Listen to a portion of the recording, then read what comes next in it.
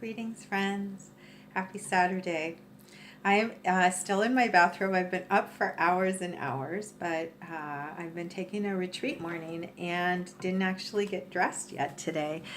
And I'm inspired to just dive in and send you the message because there's a really rich and powerful message today for all of us on the threshold of Monday's eclipse. And the word for today is tenderness. And what do I want to say about all of this that's been dropping in this morning? First of all, there's a deep sensitivity that each of us have right now because we're feeling the calling of this shadow activation of the eclipse. And as I brought forward my understandings of shadow in yesterday's eclipse message, I'm really feeling this as an invitation from our higher self and from our soul, calling us home, calling us to a new connection to our own truth, and a way in which our truth will be revealed through this shadow activation of the eclipse, if we're willing to experience the vulnerability and the sensitivity that is being evoked right now. And so the word for today is tenderness. And that word is coming through really strongly to me and to through my experiences this week with people I know. And the tenderness is the quality of vulnerability that we're each feeling as we face the activations that are preparing us for our ability to really show up for this opportunity that we're in the midst of. So tenderness, feel the deep love that your soul has for you, that your higher self has for you, and know that you're being called home. I've been hearing this phrase in my head this week of the soul calling us home, and the soul of our world is calling us home, and our personal soul is calling us home. And there's a great synchronicity. I'm going to bring it forward to you because some of you may be interested in this too right now. It's really timely. There's a beautiful book by Robert Moss called Dreaming the Soul Back Home.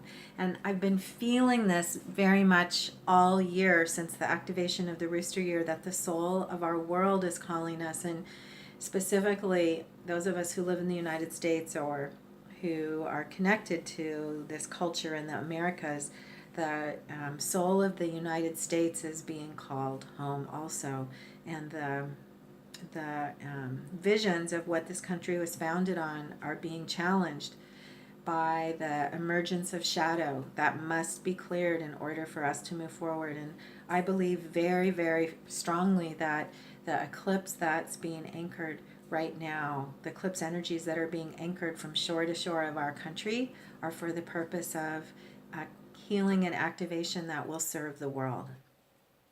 And so uh, anyone who lives anywhere will benefit from these energies and can participate in these energies. We're a family.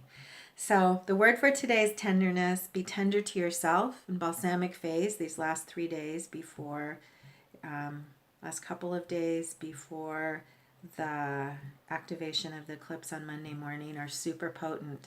And what if we're really bringing forward lifetimes and lifetimes and lifetimes right now? It's not just this current lunar cycle we're in. We're bringing forward patterns that are have been anchored on this earth since the beginning of this adventure, and we're each showing up in our own way to participate in this clearing and in this activation and in the soul calling that is so prevalent right now. Dreaming and imagination and tenderness with yourself are qualities that will help you connect to these deep inner messages of the spirit. In Mystery School, one of the evenings this week, we talked about how intuition is the soft, quiet voice inside.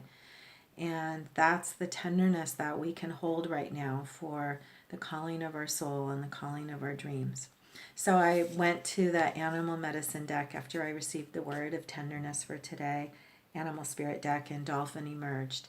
And here, can I get this out of the sun? Dolphin emerged. And the beauty, the gentle, tender nature of dolphin, the dolphin's ability as a mammal to live within the depths and to interface the physical world and the emotional world is the calling of our soul. Dolphin energy is healing, it's full of light, it's full of rainbow, brightness, and beauty. And this is what we each hold within. So feel the tenderness of yourself within and know that even the simplest, supposedly simplest, or most, quote, ordinary aspects of your being are those that are here are your power tools. And I'm going to read a little bit from Kim Krans because I think her words are really appropriate right now for the bigness of what we're bringing forward and what each of us can contribute through our vulnerability and our sensitivity. And so when we say dolphin personalities, realize that this is the aspect of yourself that's being called forward. Dolphin personalities are drawn to the healing arts. They're sensitive to the subtle and enjoy working on the level of spirit. This is the part that's really important right now. It's easy for dolphin types, or for this aspect of yourself, the sensitive, innate healer and innate light holder. It's easy for this aspect of yourself to underestimate the impact that you make in the world. You play such an important role in the wheel of karma. Coming in contact with a dolphin type person, or with the sensitivity, the authenticity, and true tenderness and sensitivity, coming in contact with someone's true sensitivity will change the entire course of a day and a lifetime. This card also indicates a profound blessing is on the way. So the opportunity we have now through the activation of this eclipse shadow is to connect with the truth of our soul, with the beauty and essence of who we really are. And it's this quality of tenderness that enables us to be fully present to the beauty and magic that lies within.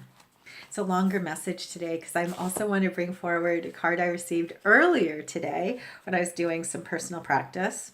I was playing the bowls this morning and working with some physical discomfort I woke up with that I recognized was a clearing for my own healing today. So I spent a bunch of time with my bowls and doing sound work and moving that density and physical discomfort out of my body. And then at the end of the clearing, I was prompted, inspired to pull a card from Stephen Farmer's Children Animal Spirit cards. They happened to be sitting down with my bowls, and a super lovely message was from Raccoon. And the message here is you have everything that you need. And so I also have been working with raccoon medicine today because raccoon's been coming up recently, and I've been holding curiosity about raccoon and the ways in which raccoon can help us interface transitions. And we obviously are in a big transition right now. And so there's two things I want to bring forward about raccoon medicine. And I've been reading this month from Animal Speak from Ted Andrews about raccoon because it's been coming up a bit, and I've been holding curiosity about raccoon. And so there's two things I want to bring forward that are really important here about a practical message from raccoon right now. And one is that one aspect of raccoon medicine is adaptability and dexterity and working with whatever is available in order to get what you need. And that's the message on the children's card is you have everything you need. Raccoon knows how to use her and his hands to adapt into the world and have all needs met. So adaptability and flexibility and trust that everything is here that you need and you don't need to go anywhere else. And then the second message is the magic of raccoon's mask. And so the quality of mask right now is really powerful and specifically is helpful for these days of transition and this potency of these balsamic hours as we prepare for the eclipse. Because on a high level, what mask does is help us interface with the world in new ways. A mask can be used for privacy, and a mask can also be used, and that's important right now. Being internal, this is a very introverted process, so being internal and retreating from daily life is important. And then a mask can be used to try on a new persona or to access a part of yourself that you haven't yet claimed. And so masks are used for magic and for shamanic traveling because they enable the wearer of the mask to embody new frequencies. And that's also happening right now. There's so much magic. And you can connect with your soul in new ways by playing right now with the idea of mask and retreating a little bit from, quote, normality and stepping into a bit of well, what I'm feeling right now is what happens when you wear a mask is that your face is hidden, but you see everything clearly. And so I invite you, if it resonates, to play a little bit with wearing a mask for the next couple days energetically and viewing the world and paying attention to what you learn about your world when your face is hidden and when you're being private. So lots of different thoughts, and they all resonated so strongly with me this morning that I wanted to bring all that forward. Today and tomorrow are super potent, and so take whatever part of this resonates for you, including the retreat aspect. I just noticed my bathrobe. I will be getting dressed pretty soon, and it was really special and a gift to have this morning of private, relaxed time to really dive into a retreat with myself.